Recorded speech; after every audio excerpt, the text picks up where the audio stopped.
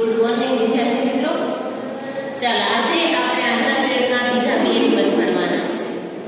My self છે ને village fair છે. ગયા પીરિયડમાં એટલે 14નો પીરિયડ બરાબર, એ પીરિયડમાં તમને મેં માય ક્લાસરૂમ એવો નિબંધ તમને ભણાવ્યો હતો અને એ નિબંધ ખૂબ સરળ હતો. એ પહેલો નિબંધ આપણે જનરલી થોડો મોટો હતો, બે પેરેગ્રાફમાં હતો, પણ હવે જે નિબંધ આવશે ને થોડા ટૂંકા આવશે અને એમાં આ વિલેજ ફેર છે એમાં થોડા શબ્દ અઘરા આવે છે, પણ આપણે તમને ખબર હોય તો એક સ્ટોરી આવતી કે અ લવલી ફેર એવી સ્ટોરી આવતી. તો જે અ લવલી ફેર સ્ટોરીમાં જે શબ્દો આવતા એમાંના પણ ઘણા શબ્દો અને સ્પેલિંગો આમાં છે, એ આપણે પાકા કરવા પડે તો આ નિબંધ ખૂબ સરળ લાગે. તો જુઓ આજના પીરિયડમાં આપણો પહેલો નિબંધ લેખનમાં પહેલો નિબંધ છે અ વિલેજ ફેર.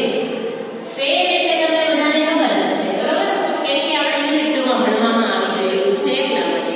ફેર એટલે શું થશે તો મેળો, અને વિલેજ આ શું સ્પેલિંગ છે વિલેજ એટલે ગામડું. ચલો અહીં કીધું છે ગામડાનો મેળો, તો ગામડાના મેળામાં શું હોય એ આપણે જોઈએ. તો પહેલા તો હું અંગ્રેજી વાંચું છું, તેના પર ખાસ ધ્યાન આપજો.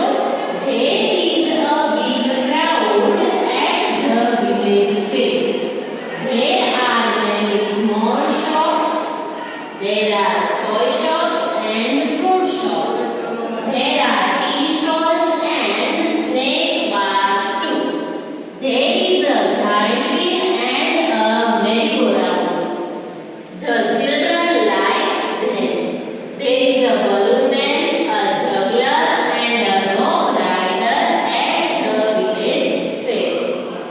All the people enjoy the fair. તો ચાલો હવે આપણે સમજીએ આ નિબંધના એકો એક શબ્દ આપણે ધ્યાનપૂર્વક સમજીએ. તો જુઓ પહેલી લાઈન અહીંયા ધ્યાન આપો. There is a big, B-I-G, big એટલે શું થશે મોટું, big એટલે શું થશે મોટું. Crowd આ નવો સ્પેલિંગ આવ્યો છે આપણા માટે, પહેલી વાર ભણવાનું છે. Crowd એટલે શું થશે ટોળું.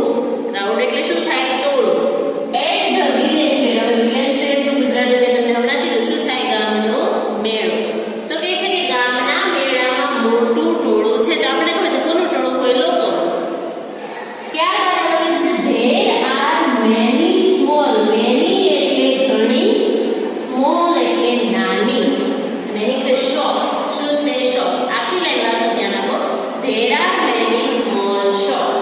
shops એટલે દુકાનો, ત્યાં ઘણી નાની દુકાનો છે. મેળામાં જઈએ તો આપણે શું જોવા મળે ઘણી નાની દુકાનો. તો શેની શેની દુકાનો છે એના વિશેનું હવે આગળની લાઈનમાં વર્ણન છે. there are toy shops and fruit shops. toy એટલે રમકડા, toy એટલે શેની રમકડાની, અને fruit એટલે શું થાય ફળોની. ત્યાં રમકડાની દુકાન અને ફળોની દુકાન છે. આગળ there are tea stalls and snack bars too. હવે આ snack bars છે ને એ પણ નવું છે. ટી એટલે ચા, એ આપણને ખબર છે. સ્ટોલ્સ એટલે દુકાન, ત્યાં ચાની દુકાનો, અને હવે જો SNACK સ્નેક એટલે શું થશે નાસ્તાની દુકાનો. શેની દુકાનો? નાસ્તાની દુકાનો. આખું ગુજરાતી સ્નેક બાર્સ એટલે શું થાય નાસ્તાની દુકાનો, અને ટી સ્ટોલ્સ એટલે ચાની દુકાનો. TOO એટલે શું થાય પણ, ત્યાં ચાની દુકાનો અને નાસ્તાની દુકાનો પણ છે. તો આપણને ખબર પડી ચાલો મેળામાં ઘણી નાની દુકાનો હતી, તો કઈ કઈ દુકાનો હતી અને કેટલી દુકાનો હતી. તો આપણને ખબર પડી કેટલા નામ આવ્યા? 4 નામ આવ્યા. કયા કયા? Toy shop, fruit shop, tea stalls and snack bars. એટલા 4 નામ આવ્યા. તો આ 4 દુકાનો એમાં પહેલે છે રમકડાની દુકાન છે, ફળોની દુકાન છે, ચાની દુકાન છે અને નાસ્તાની દુકાન પણ છે. ત્યાર પછી આ લાઈન સરળમાં સરળ અને આવી ગયેલી પણ છે અને વારંવાર આવે છે. There is a giant wheel and a merry-go-round. giant wheel એટલે શું થાય મોટું ચકડોળ. મેળામાં મોટું ચકડોળ છે, and એટલે અને merry-go-round એટલે શું થાય આપણે એને નાની ચકરડી એવું પણ કહીએ છીએ, અથવા તો ખાલી ચકડોળ કહો તો પણ આવે અને નાનું ચકડોળ કહો તો પણ આવે. કેમ કે giant wheel એટલે મોટું ચકડોળ, તો merry-go-round એટલે કેવું ચકડોળ? નાનું ચકડોળ. તો ત્યાં મોટું ચકડોળ અને ચકડોળ છે. The children, હવે જો children એમ છે એટલે બહુવચન છે. children એટલે બાળકો. like એટલે ગમવું, them એટલે તેને શું ગમે છે. તો શું કીધું? મોટું ચકડોળ અને નાનું ચકડોળ કોને ગમે છે? બાળકોને.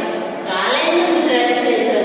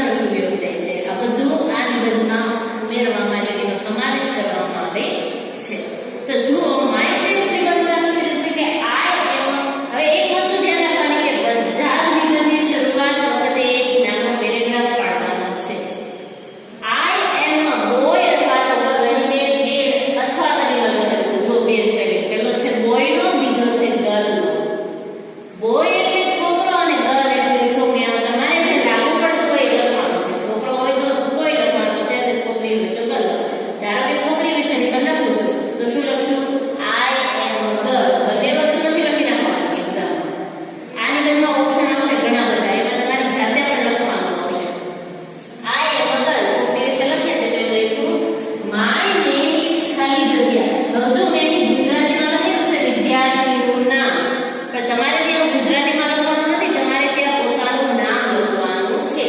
ધારો કે કોઈ વિદ્યાર્થીનું નામ મહેક છે, મહેક વિદ્યાર્થીનું નામ, તો એ પોતે શું લખશે?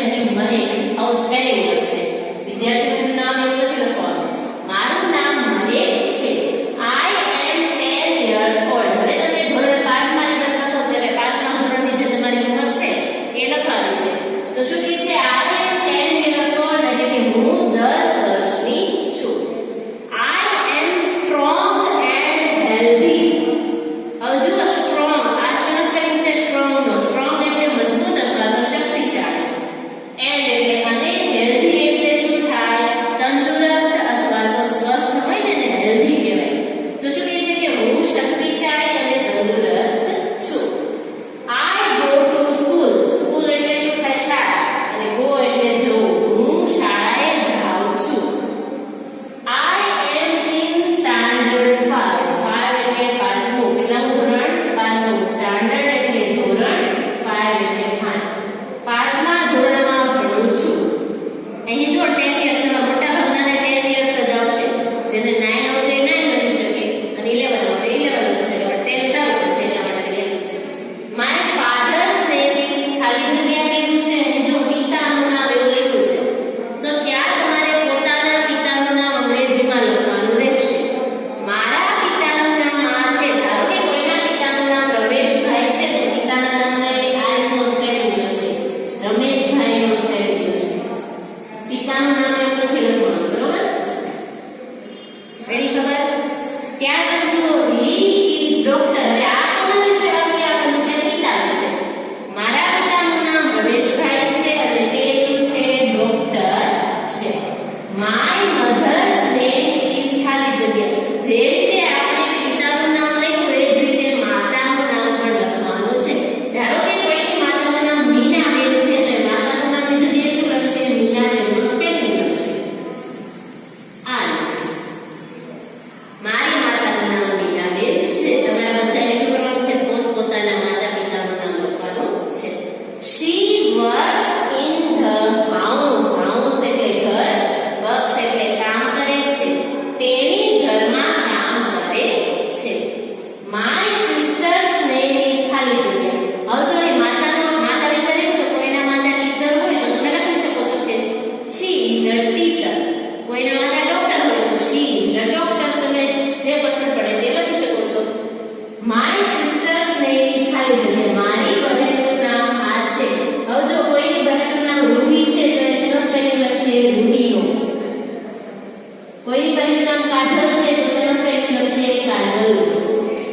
પછી કોઈ કહે છે કે મારે તો બહેન નથી તો એને જે કાકા બાપાના જે કંઈ હોય બહેન, બરોબર, એનું નામ એ લખી શકે છે. મારી બહેનનું નામ રૂહી છે. She is 1 year old. હવે આ કોની ઉંમર બતાવેલી છે? બહેનની. કોની?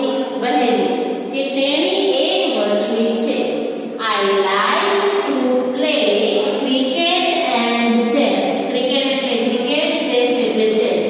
Like એટલે ગમવું, play એટલે રમવાનું. મને ક્રિકેટ અને ચેસ રમવાનું પસંદ છે. તો આની રમવા ખબર પડી તમને? ચાલો ફરીવાર બોલું છું અંગ્રેજીમાં. I am a girl. My name is Mehak. હવે જો એનું જે નામનો પ્રયોગ કરું છું ને એ કોઈ છોકરી ધારો કે છે એના નામનો પ્રયોગ કરું છું, તમારે પોતાના નામનો પ્રયોગ કરો. My name is Mehak. I am 10 years old. I am strong and healthy. I go to school. I am in standard 5. My father's name is Rameshbhai. He is doctor. My mother's name is Meenaben. She works in the house. My sister's name is Ruhi. She is 1 year old.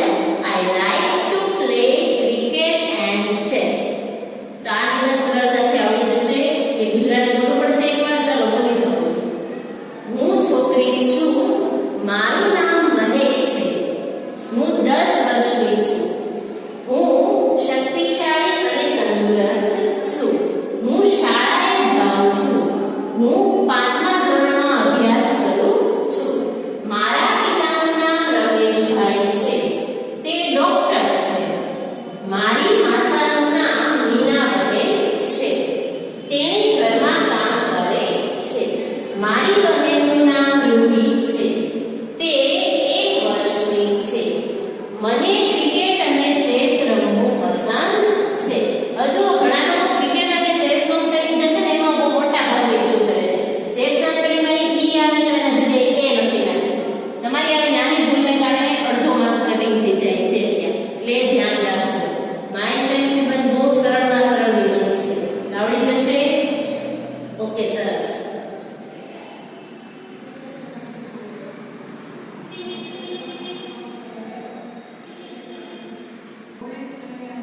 ચાલો હવે અહીં ધ્યાન આપો. અહીં આપણે model question paper એક છે ને એ સોલ્વ કરવાનું છે. એમાં જુઓ ક્વેશ્ચન 1A આપેલો છે, પ્રશ્નોના ઉત્તર લખો. પહેલો પ્રશ્ન, આ બધું આપણે ભણી ગયા હશું પણ રિવિઝન જેને કહેવાય એ વસ્તુ છે.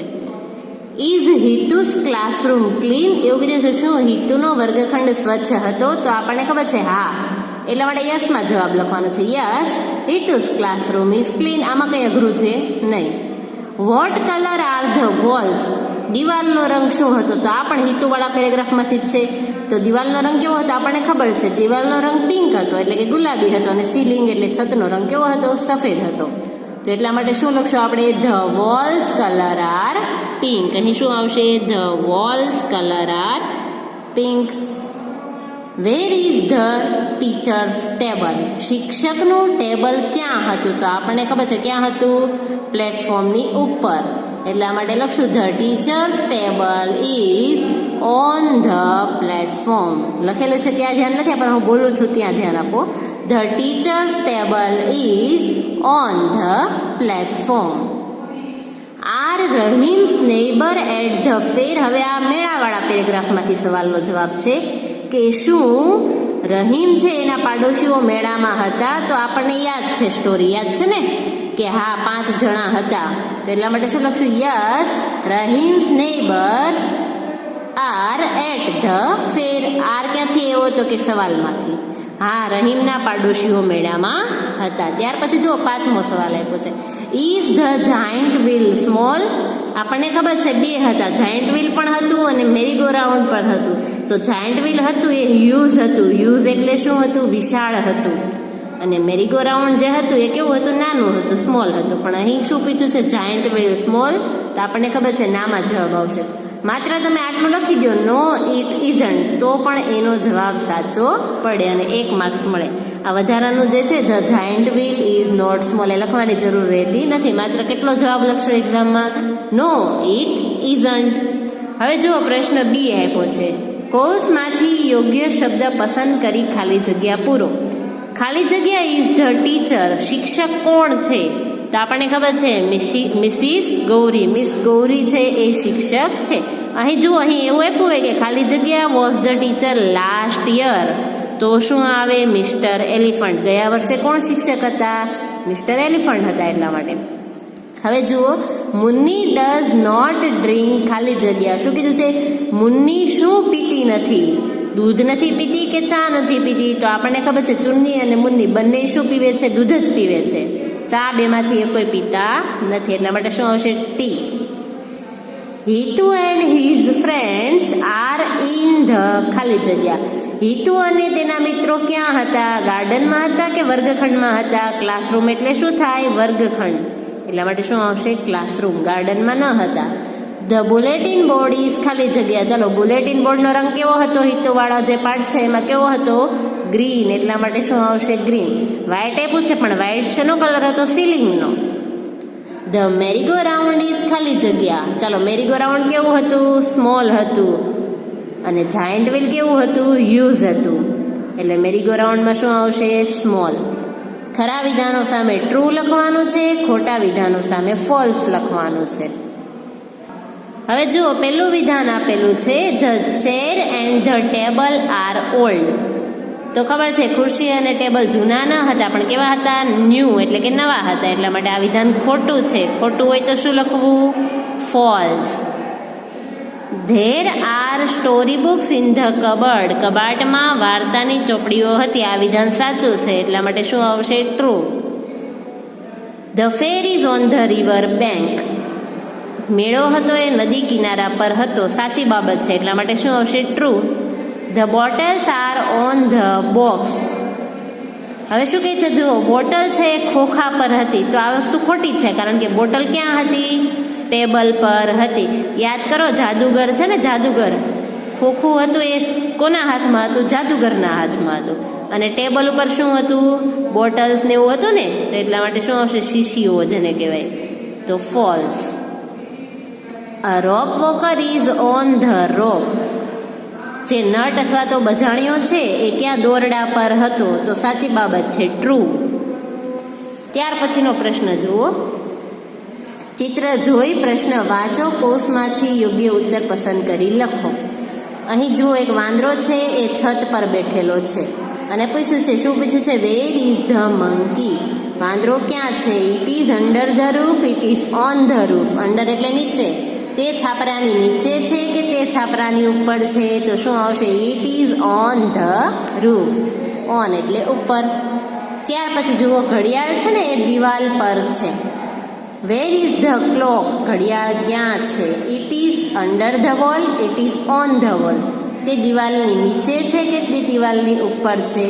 શું આવશે? It is on the wall. તે દિવાલની ઉપર છે. હવે જુઓ, અહીં 3 વસ્તુ આપેલી છે. વૃક્ષ આપેલું છે, ઘર આપેલું છે ને ટ્રેક્ટર આપેલું છે. પ્રશ્ન શેના વડે પૂછેલો છે એ ધ્યાનમાં રાખો. Where is the tractor? Tractor ક્યાં છે એવું કીધું છે. તો it is near the house કે it is in the house? In એટલે ઘરમાં. તે ઘરમાં છે કે તે ઘરની નજીક છે? તો આપણને ખબર છે ક્યાં છે? ઘરની નજીક. It is near the house. Near એટલે નજીક અથવા પાસે. હવે જુઓ, છોકરી છે, છોકરી અને અમ્બ્રેલા, ગર્લ એન્ડ અમ્બ્રેલા 2 વસ્તુ આપેલી છે. ચાલો શું પ્રશ્ન કર્યો જોઈએ. Where is the girl? છોકરી ક્યાં છે? She is on the umbrella, she is under the umbrella? તેણી છત્રીની ઉપર છે કે તેણી છત્રીની નીચે છે? તો ખબર છે છોકરી ક્યાં છે? છત્રીની નીચે. એટલા માટે she is under the umbrella. અહીં શી લખેલું છે, બરોબર. Where is the fish? અહીં જુઓ, માછલી છે ને પાણીમાં છે. માં એટલે ઇન, અંદર. It is in water, it is on water. On એટલે તે પાણીની ઉપર છે, ઇન એટલે તે પાણીની અંદર છે. તો શું આવશે? It is in water. તે પાણીની અંદર છે. આગળ જુઓ, આગળનો પ્રશ્ન. ચિત્ર જુઓ, પ્રશ્ન વાંચો અને કૌંસમાંથી યોગ્ય ઉત્તર પસંદ કરી લખો. હવે જો એક્ઝામમાં તમને કૌંસ નહીં આપવામાં આવે, એક્ઝામમાં તમને સ્પેલિંગ પાકા હોવા જોઈએ. જુઓ, પહેલું ચિત્ર શાનું છે? આ શાનું ચિત્ર છે? ગાજરનું. What is it? તે શું છે? તો આપણને ખબર પડી ગઈ, તે મૂળો નથી પણ શું છે? ગાજર છે. મૂળો હશે તો પાન આપેલા હશે. It is a carrot. What colour is it? તેનો રંગ કેવો હોય ગાજરનો એ ખબર છે, સફેદ ના હોય. કેવો હોય? લાલ. એટલા માટે ઇટ ઇઝ રેડ. ચાલો આગળ જુઓ. હવે જુઓ, ધ્યાન આપો. ત્રીજું આપ્યું છે, ઇઝ શી ડાન્સિંગ? શું તેણી નૃત્ય કરી રહી છે? તો આપણને દેખાય છે ના, તાળી પાડે છે. એટલા માટે નોમાં જવાબ આવશે. નો, શી ઇઝન્ટ. અહીં જો, ઇઝ હી ઇટિંગ? શું તે ખાઈ રહ્યો છે? તો હા. Yes he is. આપણે ખબર છે યસ એટલે હા અને નો એટલે ના. જો ચિત્રમાં તે ક્રિયા કરી રહ્યું હોય તો હામાં જવાબ આપવાનો, અને તે ક્રિયા ન થતી હોય તો નામાં જવાબ આપવાનો છે. Is it a banana? શું તે કેળું છે? તો હા, ખબર છે. એટલા માટે શું? Yes it is. આગળ જુઓ, ઇઝ ઇટ અ કેમલ? શું તે ઊંટ છે? ના, હાથી છે, એલિફન્ટ છે. એટલા માટે નામાં જવાબ આવશે. No, it isn't. How many kites are there? અહીં કેટલા પતંગો છે? તો ગણીએ, ચાલો. 1 2 3 4 5 6. 6 છે. ધેર આર 2 કાઇટ્સ કે ધેર આર 6 કાઇટ્સ? શું આવશે? There are 6 kites. 6 પતંગ છે. Who is he? આપણને જુઓ, અહીં કીધું છે કે આ કોણ છે? તો હી ઇઝ નીતિન કે શી ઇઝ નીતિન? તો શું આવશે? છોકરી માટે શી વપરાય, છોકરા માટે હી વપરાય. આ કોણ છે? છોકરો છે. એટલા માટે જવાબમાં શું આવશે? He is Nitin. ત્યાર પછી જુઓ, વોટ ઇઝ ધીસ? આ શું છે? ધીસ ઇઝ એન અમ્બ્રેલા કે ધીઝ આર અમ્બ્રેલા? અહીં ખાસ ધ્યાન આપો, આ છે ને એક વચનનું વાક્ય છે અને આ બહુવચનનું વાક્ય છે. બહુવચનનું વાક્ય છે એવું કઈ રીતે ખબર પડી? અહીં જુઓ, એસ લગાડેલો છે પ્લસ અહીં ધીઝ આર, એ બહુવચન છે. તો આ તો વાક્ય આવે જ નહીં, કારણ કે એક જ છત્રી છે. એટલા માટે શું આવશે? This is an umbrella. અહીં એસ આવશે નહીં. What are those? આ શું છે? જુઓ, ધોઝ આર બોક્સીસ કે ધીઝ આર બોક્સીસ એવું આપ્યું છે. પેલું છે ધીઝ આર બોક્સીસ કે ધોઝ આર બોક્સીસ. હવે જો પ્રશ્ન શાના વડે પૂછવામાં આવ્યો છે એ ધ્યાન આપો. ધોઝથી પૂછવામાં આવે છે તો જવાબ પણ ધોઝમાં જ આવે. Those are boxes. આ ખબર પડી. ચાલો હવે આગળનું જુઓ. ચિત્ર જોઈ પ્રશ્ન વાંચી કોષમાંથી યોગ્ય ઉત્તર પસંદ કરી લખો. How many knives are there. આ શેનો સ્પેલિંગ છે? નાઇવ્સનો. નાઇફ એટલે છરી અને નાઇફનું બહુવચન થાય નાઇવ્સ. ખબર છે? એફી કાઢી અને શું લગાડવાનું? વીએસ. અહીં છે નાઇવ્સ. અહીં કેટલી છરીઓ છે? તો 1 2 3 3 છરીઓ છે. એટલા માટે જવાબ શું આવશે? There are 3 નાઇવ્સ. પછી કીધું છે is there a child in the picture. શું ચિત્રમાં તમને કોઈ બાળક દેખાય છે? ના. સ્ત્રી અને પુરુષ છે, મેન અને વુમન. તો શું આવશે? No there isn't. ત્યાં કોઈ બાળક દેખાતું નથી. Are there 4 balloons in the picture. શું ચિત્રમાં 4 ફુગ્ગાઓ છે? હા, 4 છે એટલે 4 છે. Yes there are. Are there 2 caps in the picture. શું પ્રશ્ન પૂછ્યો? શું ચિત્રમાં 2 ટોપી છે? ના. કેટલી છે? 5 છે. એટલા માટે નામાં જવાબ આવશે. No there aren't. ના, તે નથી. ત્યાર પછી જુઓ શું કીધું છે? Are there girls in the picture. શું ચિત્રમાં છોકરીઓ છે? હા, દેખાય છે 2 છોકરીઓ. એટલા માટે યસમાં જવાબ આવશે. Yes there are. હવે જો ચિત્ર જોઈ વાક્ય વાંચો. અહીં જુઓ બહુવચનના જ વાક્યો છે એટલા માટે એના ચિત્ર વગર પણ તમે લખી શકો છો. જુઓ હું તમને ચિત્ર વગર સમજાવું છું અને એ તમારે ખાસ ધ્યાન રાખવાનું છે. બહુ સરળ છે અને બેઠા માર્ક્સ મેળવવાના છે આપણે. જુઓ પહેલું વાક્ય છે ધીસ ઇઝ અ માઉસ. આનું બહુવચન કરવાનું છે તો આપણે પહેલા તો લખી નાખવાનું છે ધીસનું બહુવચન શું થાય? ધીસ. THESE લખ્યું. ધીસ ઇઝનું બહુવચન થઈ જાય આર. ત્યાર પછી માઉસ. હવે ખબર છે માઉસ શેમાં આવે? અનિયમિત શબ્દમાં. તો માઉસનું બહુવચન શું થશે? માઇસ. MICE. બહુવચન શું થયું? These are mice. ચાલો બીજું વાક્ય જોઈએ. That is a leaf. That એટલે ધેટનું બહુવચન કરશું ધોઝ. ધોઝનો સ્પેલિંગ કેવો આવે? THOSE. ધોઝ. ઇઝની જગ્યાએ શું લખવાનું છે? આર. AKN બધું બહુવચન થાય એટલે નીકળી જાય. ચાલો હવે આમાં કયો નિયમ લાગશે? જો શબ્દને અંતે એફ કે એફી આવતું હોય તો એફ કે એફીને કાઢીને VES લગાડવું. અહીં એફ છે, કાઢી નાખવાનું છે. શું લગાડવાનું છે? VES. LEAVES. આવો સ્પેલિંગ થાય આનો. લીવ્સ. Those are leaves. ત્યાર પછી જુઓ ધીસ ઇઝ અ મેન એવું આપ્યું છે તો ધીસનું બહુવચન ધીસ. ઇઝનું બહુવચન આર. ચાલ આ અનિયમિત છે. મેં કીધું તો મેનનું બહુવચન કેવું થાય? MEN. અને વુમન હોય તો WOMEN. અને ચાઇલ્ડ હોય તો ચિલ્ડ્રન. ચાઇલ્ડનો સ્પેલિંગ કેવો આવે? CHILD. જ્યારે ચિલ્ડ્રનનો સ્પેલિંગ CHILDREN. તો આ ખબર પડી. આગળ જુઓ ધેટ ઇઝ એન એપલ. ધેટનું બહુવચન ધોઝ. ધેટનું બહુવચન શું થાય? ધોઝ. ત્યાર પછી આર. Those are. હવે જુઓ અહીં નિયમ નથી લાગતો એટલા માટે ખાલી એસ લગાડવાનો છે. Those are apples. ત્યાર પછી જુઓ ધીસ ઇઝ અ ગ્લાસ. તો ધીઝનું બહુવચન ધીસ. ઇઝનું આર. અને ગ્લાસનું બહુવચન અહીં નિયમ લાગે છે. શું લાગે છે? SSSCH અને X. જો શબ્દને અંતે હોય SS આવ્યા તો શબ્દને છેલ્લે શું મૂકવાનું છે? પ્રત્યય કયો લગાવવાનો છે? ES વાળો. શું બહુવચન આવશે? GLASSES. ગ્લાસીસ. અને છેલ્લું વાક્ય છે that is a monkey. Monkey એટલે શું થાય? વાંદરો. ધેટનું બહુવચન ધોઝ.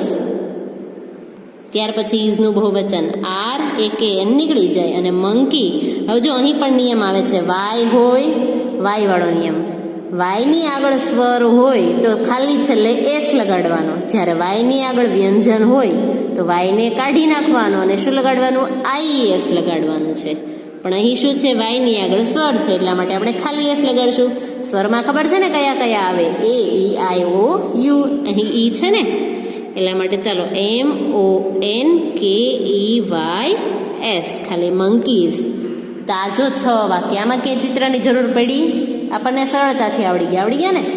તો ચાલો હવે આપણે હોમવર્ક જોઈશું. જુઓ હોમવર્ક. વિલેજ ફેર અને માય સેલ્ફ નિબંધ હમણાં સમજાવ્યા છે, એ 2 વાર લખી પાકા કરવાના છે. એ નિબંધના ફોટા હું તમને મોકલીશ, બરોબર? અને તમને ખબર છે માય સેલ્ફ નિબંધમાં જેટલી ખાલી જગ્યામાં ગુજરાતી છે ને એમાં તમારે તમારી રીતે અંગ્રેજી સ્પેલિંગ પૂરવાનો છે. તો આ હોમવર્ક ખબર પડી જશે.